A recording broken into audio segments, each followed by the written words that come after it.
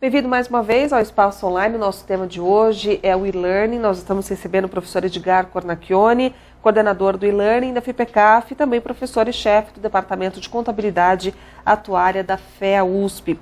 Professor Edgar, uma questão que é sempre colocada, principalmente quando se participa de uma dinâmica ou se tenta uma colocação no mercado de trabalho, até que ponto, por exemplo, um entrevistador ele vai optar por uma pessoa que fez um curso online e fez uma graduação tradicional. Como é que fica essa disputa num momento como esse?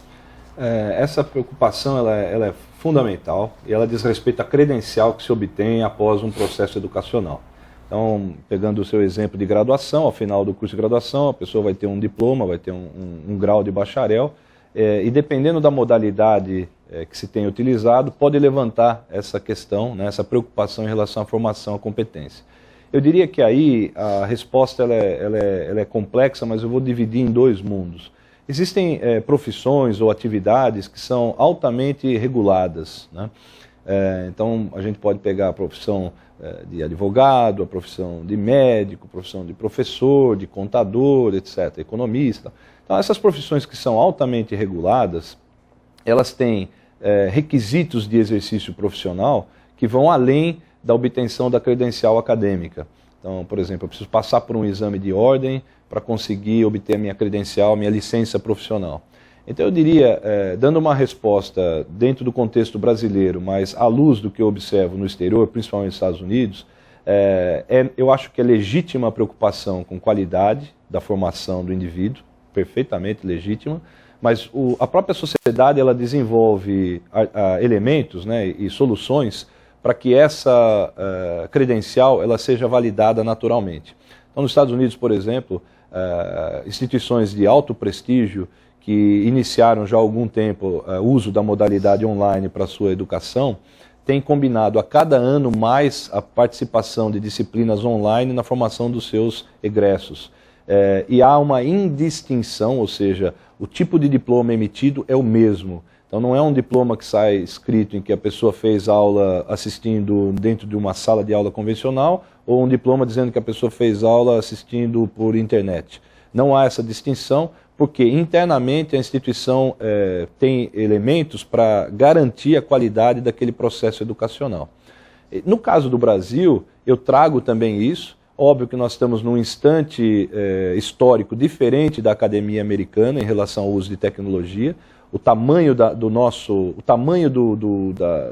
academia americana em relação à graduação é quase 3 a 4 vezes maior do que a nossa, né, em termos de estudantes de ensino superior, e o processo de credenciamento é muito diferente. Então eu diria que os dois mundos eles são comparáveis com critério e cuidado.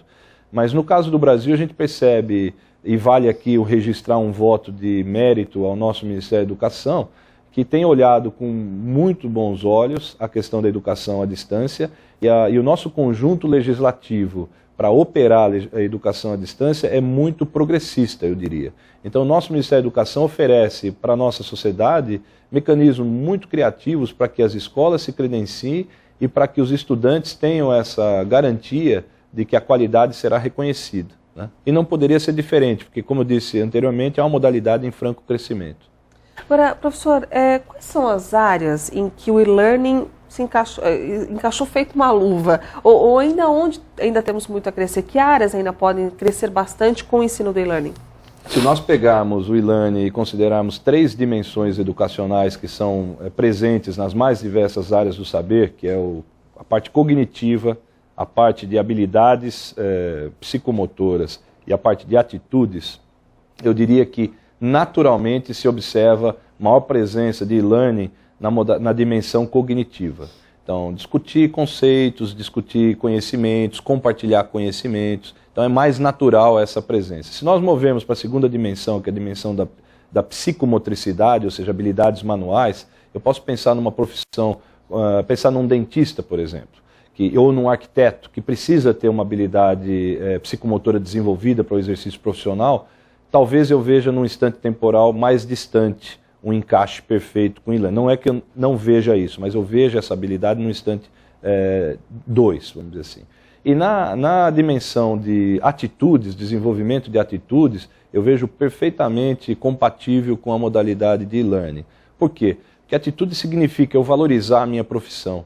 Atitude significa eu respeitar as ações que eu devo desempenhar enquanto um profissional naquela área. E isso eu consigo desenvolver plenamente com os recursos disponíveis em e-learning.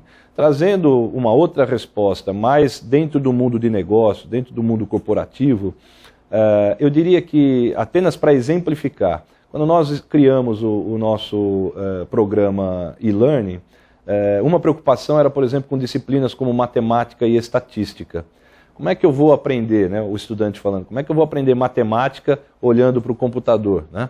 E qual não foi o espanto, tanto dos estudantes com esse tipo de preocupação, quanto de todos os envolvidos, que o nível de aproveitamento é muito alto, em disciplinas que têm essa carga tradicional, vamos dizer assim, natural dentro da sua presença.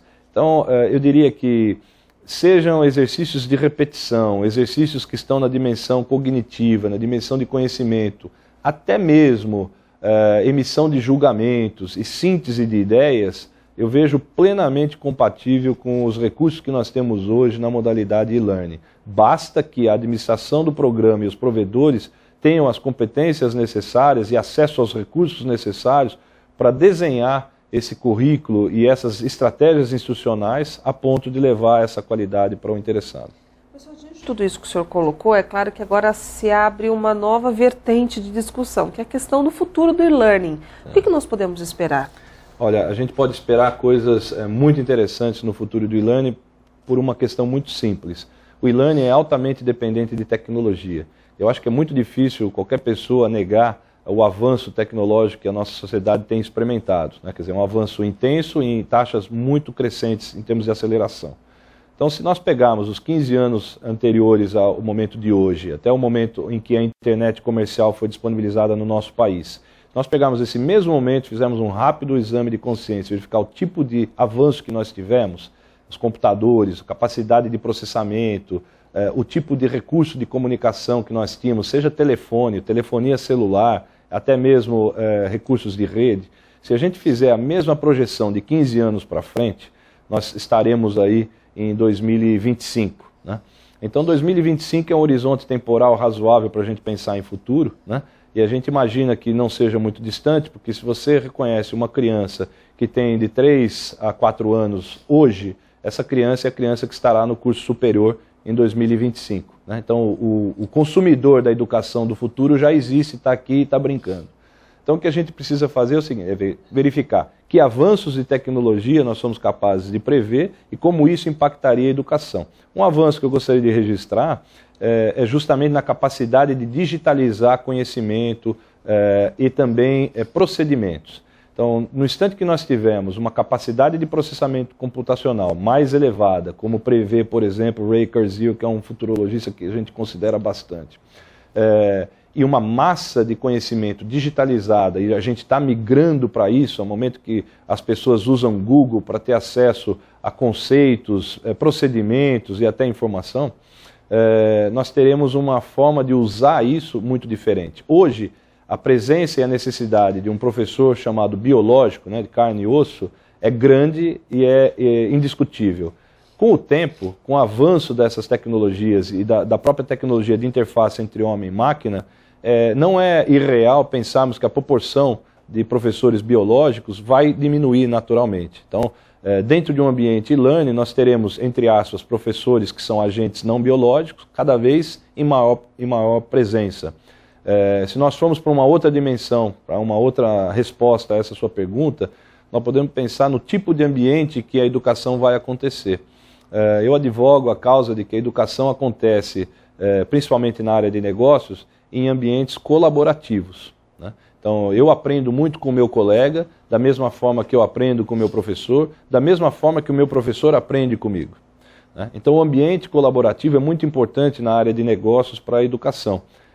E eu diria que num futuro não muito distante, nós teremos intensificada a presença desses ambientes colaborativos virtuais, que são ambientes em que o agente biológico se vê representado por um outro agente, né, virtual, e esses agentes virtuais virtuais, que em alguns casos são chamados de avatares, né, eles interagem entre si. Então hoje a gente tem um exemplo muito interessante, que é o chamado Second Life, que já há muitos anos tem um desempenho muito forte, né, em educação, onde congressos são realizados, né, aulas são oferecidas e aprendizado de fato acontece. Quer dizer, a proporção que isso tem na nossa sociedade hoje ainda é pequena, mas como a sua pergunta remete a um futuro que não necessariamente de curto prazo, não é tão arriscado imaginar que essas coisas estarão mais presentes do que hoje. Infelizmente o nosso tempo já se encerrou. Se você tiver alguma dúvida, alguma colocação para o professor Edgar, o contato dele é este que vai aparecer aí no seu monitor, o www.fipecaf.org. Nós agradecemos a presença do professor Edgar Cornacchione, ele que é coordenador do e-learning da FIPECAF e também é professor e chefe do Departamento de Contabilidade Atuária da FEA USP. Professor Edgar, muito obrigado pela presença, pelos seus esclarecimentos. Uma boa tarde para o senhor. Boa tarde, eu que agradeço. Muito obrigado. A você da Jovem Pan Online, mais uma vez obrigado pela sua companhia e até o nosso próximo programa.